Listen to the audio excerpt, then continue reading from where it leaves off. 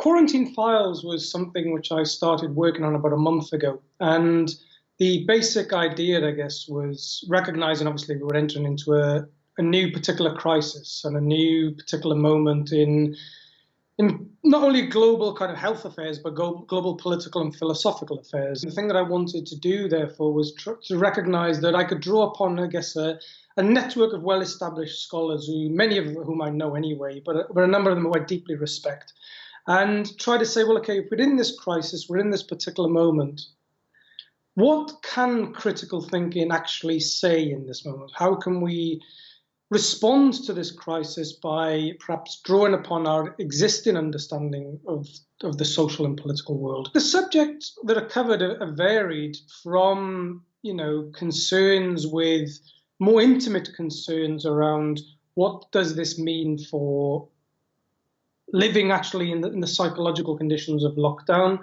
Others are more broadly critical of why did we get ourselves into such a mess in the first place, and how do we understand actually what the crisis reveals about what's already broken in societies, the underfunding of health, the lack of international cooperation around various issues.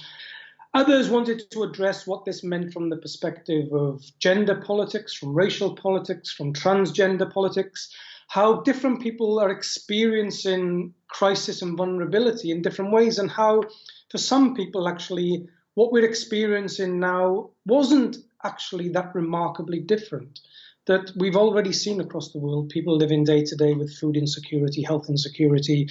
But now it's kind of almost like those humanitarian conditions we often project elsewhere are coming back home to us. Through that, of course, then what is to be done? How might we see this as a way that leads to a more ethical understanding of the world in which we like to inhabit?